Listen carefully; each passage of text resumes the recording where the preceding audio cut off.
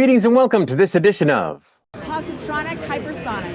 Positronic Hypersonic. Positronic Hypersonic. I'm Barry P. Cook, and I'm here to talk to you about the latest episode of The Walking Dead. Daryl Dixon was called El Sacrificio, which I guess means the sacrifice. As the episode starts, Guillermo and the Alcazar men weren't happy that 3 of them went missing the night before, courtesy of Daryl, or that Carol was speaking up about them stealing young girls. And he warned Fede that he needed to prove his loyalty, and Fede started planning a quick exit for Daryl and Carol. Daryl felt the same way, actually. He wants Carol to grab what she can and get ready to leave town, while Carol, on the other hand, felt bad about the girl Alba, who got offered up to Alcazar. But Daryl was unmoved. He didn't even know who Alba was.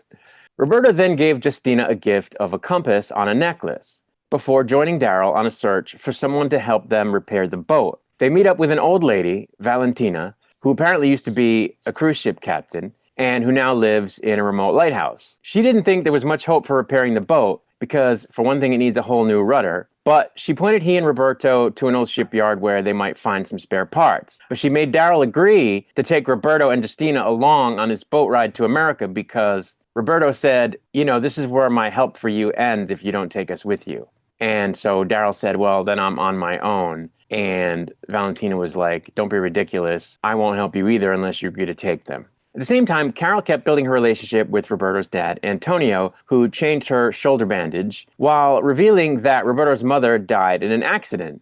He also showed Carol his extensive collection of old film reels, saying that, as far as he's concerned, cinema is the record of humanity.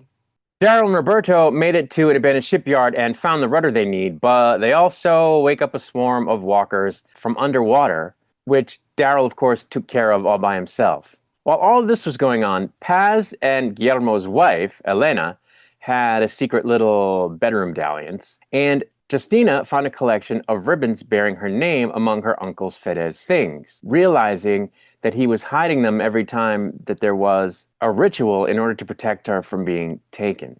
The guilt of this overwhelmed her, and she ran crying to Carol, wishing she could do something to help Alba, who is going to be devastated to be separated from her mother. And the solution she came up with was to volunteer to take Alba's place. And at the end of the episode, we see her leaving with the El Alcazar men before Carol could stop her, and in fact, before Daryl and Roberto could return. And that's where the episode ended. So I continue to like this show. I think it's excellent. I only wish the last couple of seasons of The Walking Dead had been this good. I thought that the location of Paris for the first 2 seasons was spectacular, not only because it was new ground, but because it's Paris, it's an iconic city, and it was great seeing some of the landmarks on the show, especially since the episodes were airing while I was there, some of them. But wow, did they step it up this season with the scenes shot in this actual Spanish town or village. The backdrop of these 3 episodes of this season that took place in this village and in other parts of nearby Spain,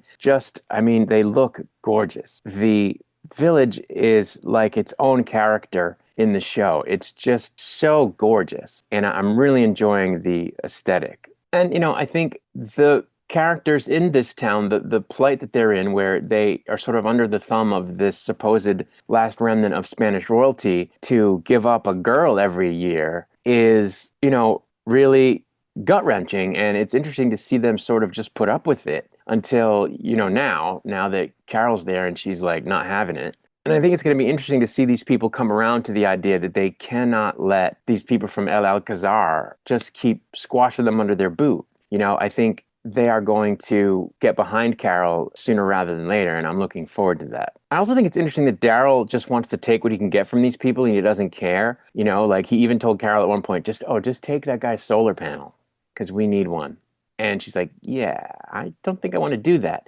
Especially after she learned that that's what he uses to power his movie theater. She's like, yeah, no, I'm not doing that. Interestingly, he offered her a spare one that he has. So there's a little sort of convenient way out of that dilemma. But, the difference between how Carol wants to do this and how Daryl wants to do this is quite stark. And, they're going to come to loggerheads, I think, about that at various points. Also, I don't understand why Daryl was hesitant to take Roberta and Justina with him on the boat. My wife was like, well, 2 more mouths to feed, 2 more people to watch over. They're not really skilled at, survival, obviously, because we know this. But at the same time, that's 2 more hands on the boat, which could be helpful, so that it doesn't run aground in a storm maybe this time. So, I don't get why he didn't want to take them. I don't know. I guess, Daryl's always been that kind of a loner guy that, not only doesn't want to trust other people, but he also doesn't want to be responsible for other people. I think that's something that he worries about. But, obviously in certain situations, the good is going to outweigh the bad of having more people with you. And I don't understand why he's like, oh, yeah, right, more hands on the boat would be a good thing,